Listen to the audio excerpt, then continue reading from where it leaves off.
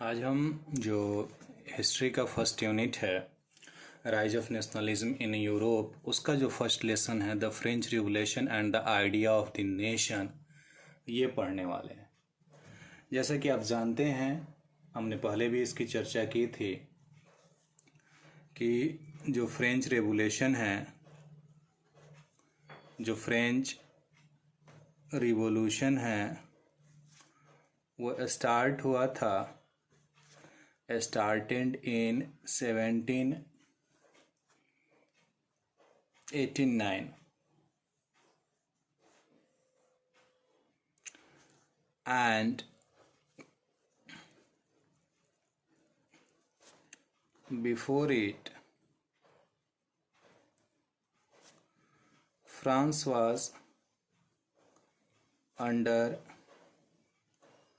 absolute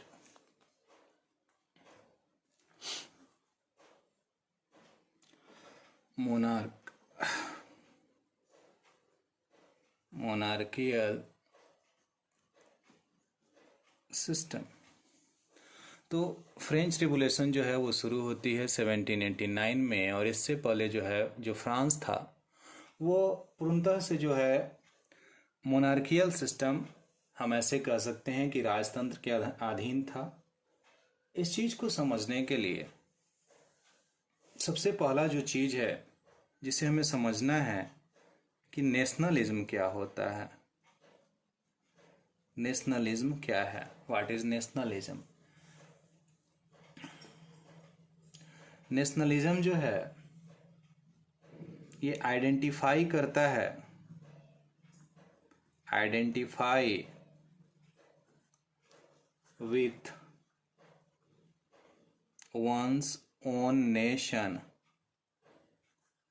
आपको आपके देश से जोड़ने की कोशिश करता है, आपको आपके राष्ट्र से जोड़ने की कोशिश करता है।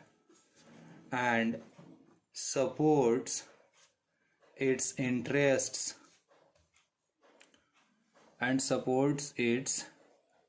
इंटरेस्ट्स और हेल्प करता है इसके इंटरेस्ट को समझने में, देश के फायदे की जो चीज़ें हैं उसे समझने में, स्पेशली अब मुख्य रूप से किन चीज़ों को समझने में,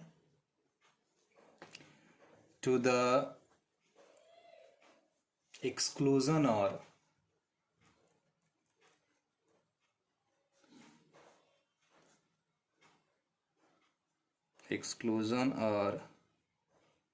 detriment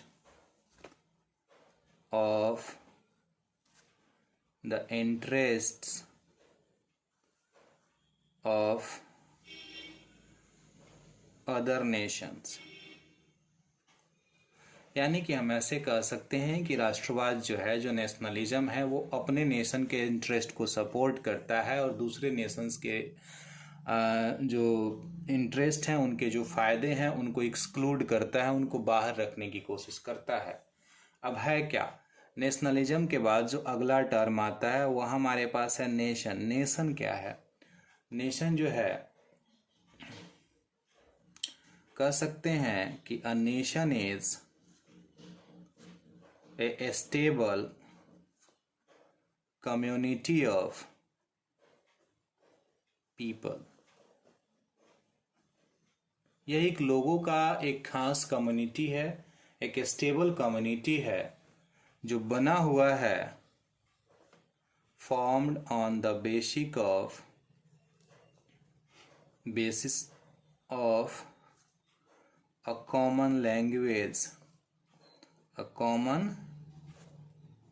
language, territory,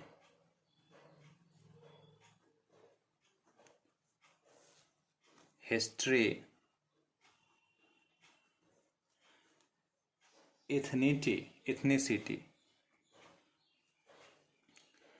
ethnicity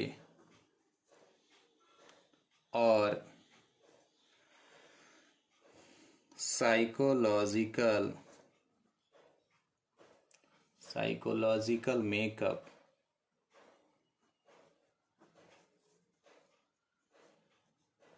manifested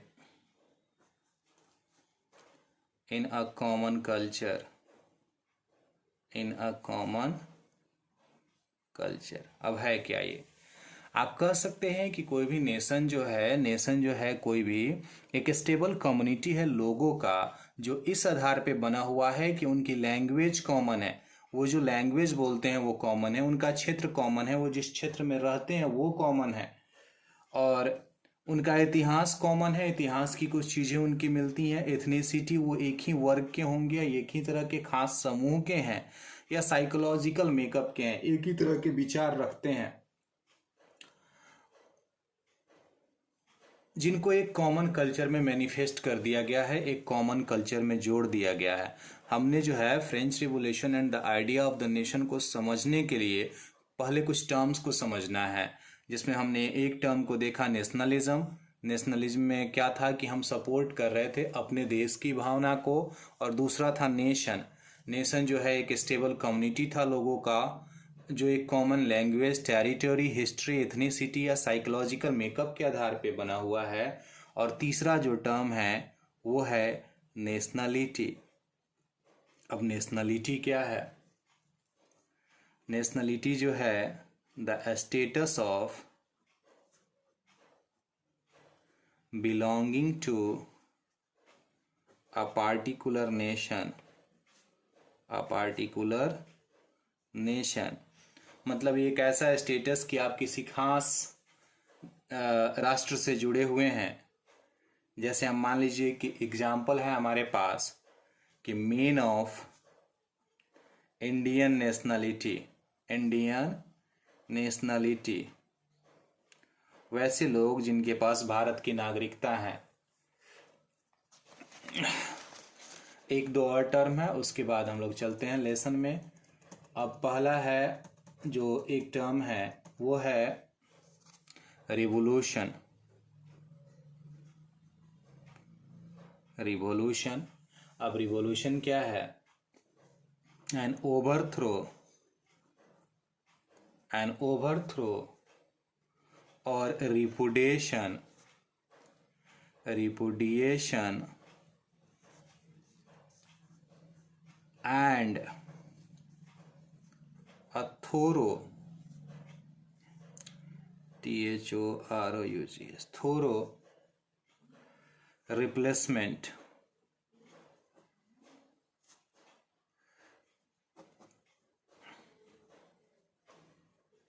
replacement of an established government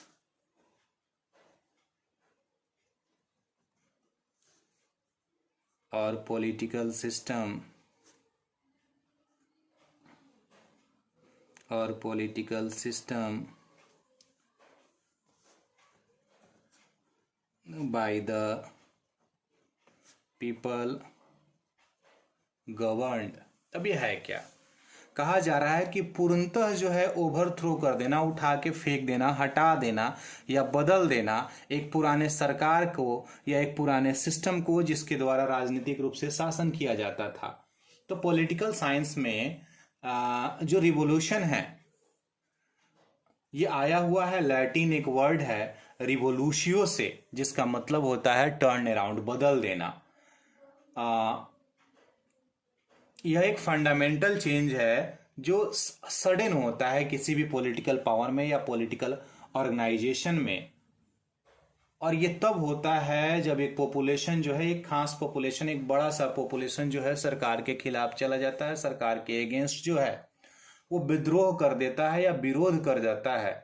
मुख्य रूप से मान लीजिए कि बहुत ही ज़्यादा दिन से उनके पास, उनके ऊपर अगर ऑपरेशंस हो रहे हैं, बहुत ही ज़्यादा दिनों से उन्हें ऑपरेश किया जा रहा है, पॉलिटिकली उन्हें उनके हक नहीं दिए जा रहे हैं, सोशियली अगर समाज के वो किसी ऐसे वर्ग से आ रहे हैं जहाँ पे उनके जो अधिकार मिलने चाहिए वो नहीं दिए जा रहे हैं, या इकोनॉमिकली आर्थिक रूप से उन्हें वो अधिकार प्राप्त नहीं है जो उन्हें होने चाहिए, तब जो है लोग विरोध करते हैं। और इस विरोध को जो कि वो अपने गवर्नमेंट के खिलाफ, चाहे वो गवर्नमेंट का कोई भी सिस्टम हो, आप जो है उसे एक रिवोल्यूशन का नाम दे सकते हैं।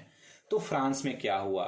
अब फ्रांस में जो है रिवोल्यूशन लाने के लिए उन लोगों ने दो टर्म लाए। जो अगला हमारा टर्म है वो है रिवोल्यूशन इन फ्रांस। तो उसके लिए कैसे, मतलब जो लोग इसमें थे, जो लोग यहाँ शामिल थे, जिन लोगों का ये विचार था कि हाँ फ्रांस को एक स्वतंत्र राष्ट्र बनाया जाए, फ्रांस को जो है मोनार्कियल सिस्टम से बाहर लाया जाए, उन लोगों ने किन चीज़ों को सोचा, किस आधार पे सोचा, किस आधार पे लोग जो हैं उनके साथ जुड़ पाएंगे। तो वो लोग जो हैं दो चीज़ें लाते हैं, और वो पहला चीज़ है ला पैट्री। पहला चीज़ जो है जो वो लाते हैं वो है ला पैट्री। ला पैट्री, ला पैट्री का मतलब होता है the fatherland, the father land. जैसे हम लोग जो है अपने देश को मदरलैंड कहते हैं, हमें अपने देश को मदरलैंड कहने पे जो है गर्व होता है कि भारत हमारी माँ है और हम इनके निवासी हैं। ठीक उसी तरह से फ्रांस के लोग जो हैं अपने देश को ला पैट्री, जो कि फ्रेंच वर्ड है, अगर उसका अंग्रेजी में ट्रांसफर करें तो ये मतलब होता है, अंग्रेजी में ट्रांसलेशन करने पे ये मतलब होता है कि फादरलैंड, पिता का देश। और जो दूसरा टर्म था जो इन रिवोल्यूशनरी लोगों ने लाया वो था ले सिटोयन, ले सिटोयन, द सिटीजन। दो टर्म थे, ला पैट्री, द फादरलैंड, जिससे लोगों को लगा कि हाँ ये देश हम सबका है, ये देश केवल मोनार्क का नहीं है, ये देश केवल मोनार्क्स के लिए नहीं है। और दूसरा जो उन्होंने सिस्टम लाया वो ये था ले सिटोयन, द सिटीजन, यानी कि देश जो है इनके सिटीजन्स का है, देश किसी और का नहीं है। और उन्होंने जोर दिया कि नेशन जो होगा एक ऐसा यूनाइटेड कम्युनिटी होगा जिसमें इक्वल राइट्स होंगे एक कॉन्स्टिट्यूशन के अधीन। तो यहाँ पे आप एक पॉइंट बनाते हैं, the emphasis on forming a constitution, forming a constitution through which all people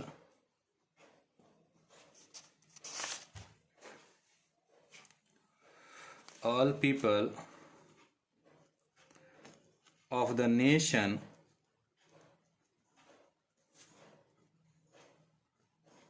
could enjoy equal rights।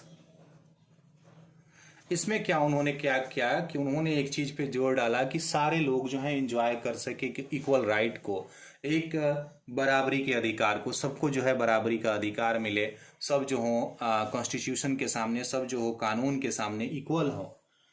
उसके बाद लोगों को जोड़ने के लिए उन्होंने एक ट्राई कलर लाया। उन्होंने जो है पुराने, दे रिप्लेस्ड the old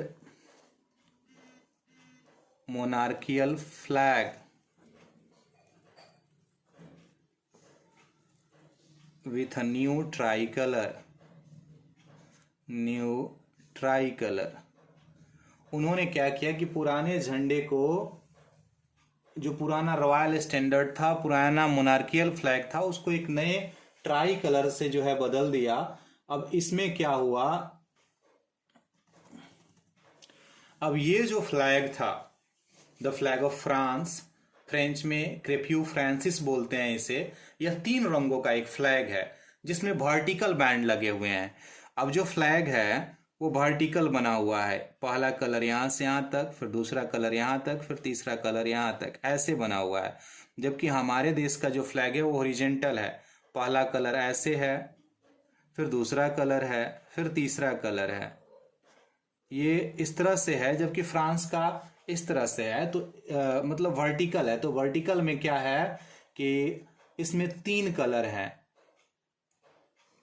सबसे पहले है ट्राई कलर में सबसे पहला जो कलर है वो है ब्लू, ब्लू के बाद जो है वाइट, और वाइट के बाद जो कलर है वो है रेड है।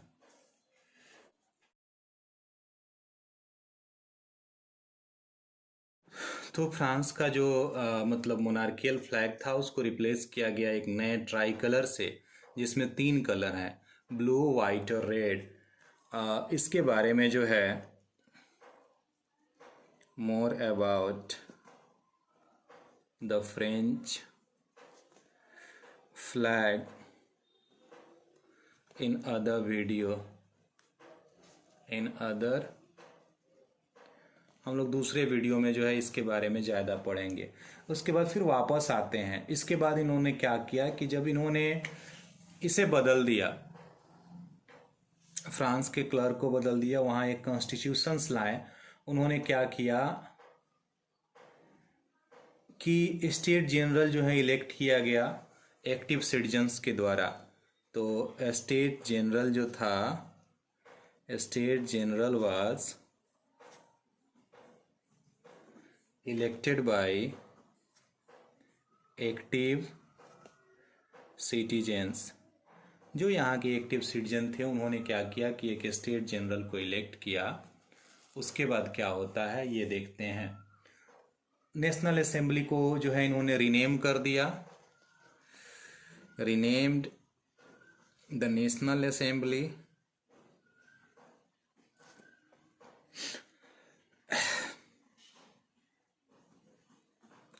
उसके बाद उन्होंने नए गाने लिखे, न्यू हाइम्स वेयर क्रिएटेड।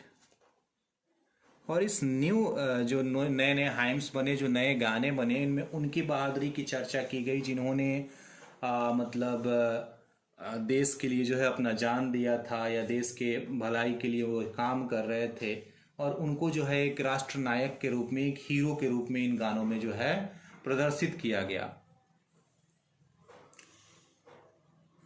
उसके बाद क्या हुआ कि ये लोग क्या करते हैं कि एक सेंट्रलाइज्ड एडमिनिस्ट्रेटिव सिस्टम लाते हैं और फॉर्मुलेट करते हैं,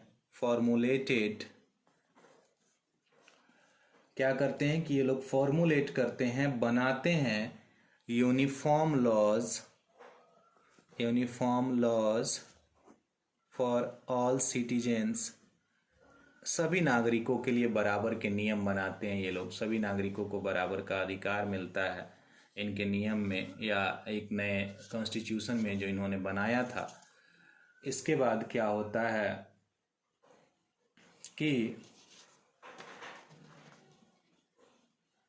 a standard system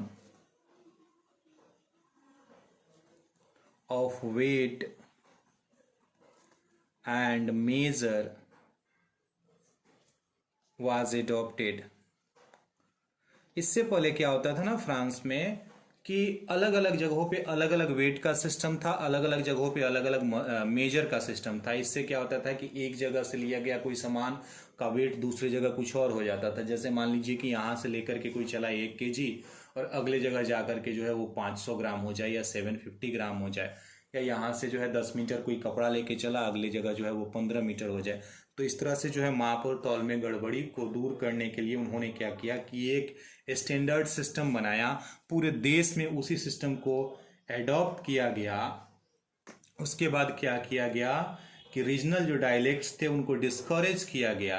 और फ्रेंच जो था, चूंकि फ्रेंच जो था सबसे ज़्यादा उसकी राजधानी पेरिस में बोली जाती थी या लिखी जाती थी, तो ये जो फ्रेंच था, French became the common language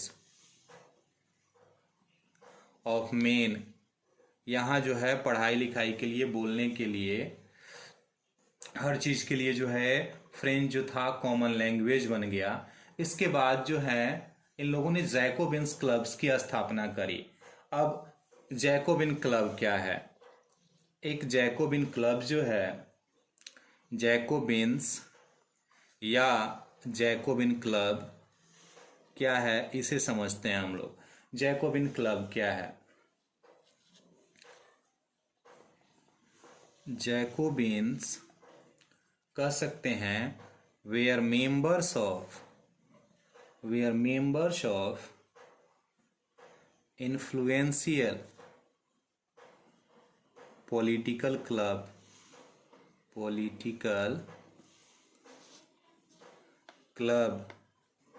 ये लोग इन्फ्लुएंशियल पॉलिटिकल क्लब के मेंबर हुआ करते थे during the French revolution. During the French revolution. आपने 9th क्लास में भी इसके बारे में पढ़ा है कि कैसे जो थे ये लोग एक क्लब बनाया करते थे छुपा करके, और ये क्लब का काम होता था कि लोगों के बीच जा कर के जो है नेशनलिज्म की भावना जो है बढ़ाएं और प्लॉट करें किंग के खिलाफ, और उनके डाउनफॉल में जो है मदद करें, ताकि फ्रेंच को रिपब्लिक के रूप में जो है एक स्थान मिल जाए। नोट एक है, आप ध्यान देंगे, नोट क्या है कि जैकोबिन्स आर ऑफन, जैकोबिन को जो है अक्सर एसोसिएट किया जाता है, एसोसिएटेड विथ, जोड़ा जाता है। अब किस चीज से जोड़ा जाता है? A period of violence, violence के पीरियड से, during the French revolution, French revolution के समय, जिसे हम नाम देते हैं called the terror, the terror. तो ये जो जैकोबिन जो क्लब है उन्हें एसोसिएट किया जाता है एक ऐसे पीरियड से जो कि वायलेंस के प्रतीक हो गए थे फ्रांस में, जिसे हम टेरर के नाम से भी जानते हैं। तो जब फ्रांस का जो नया ये इवेंट जो है क्या होता है कि दुनिया भर के अलग अलग देशों में, सॉरी यूरोप के अलग अलग देशों में पहुंचता है, तो क्या होता है ना कि स्टूडेंट और दूसरे मेंबर जो मुख्य रूप से एजुकेटेड मिडिल क्लास के थे, मिडिल क्लास के जो मेंबर होते हैं वो जो हैं क्या करते हैं कि वो इन क्लब्स के मेंबर बनने शुरू होते हैं, और वो क्या करते हैं कि एक्टिवली काम्पा गेन करते हैं, और इस तरह से जो है फ्रांस की आर्मी जो है यहाँ से हॉलैंड, बेल्जियम, स्विट्जरलैंड और इटली में जो है 1790 तक पहुंच जाती है। और इसके बाद जो है क्या होता है ना कि रेवोल्यूशनरी वार की शुरुआत के साथ, जब 1790 के बाद रेवोल्यूशनरी वार की शुरुआत हो जाती है, फ्रेंच आर्मी जो है वो नेशनलिज्म के आइडिया को फ्रांस से बाहर भी ले जाना शुरू करती है। अगले वीडियो में जो है हम लोग देखेंगे नेपोलियनिक कोड के बारे में कि नेपोलियन ने कौन कौन से नियम बनाए, इन सब चीज़ों को पढ़ेंगे।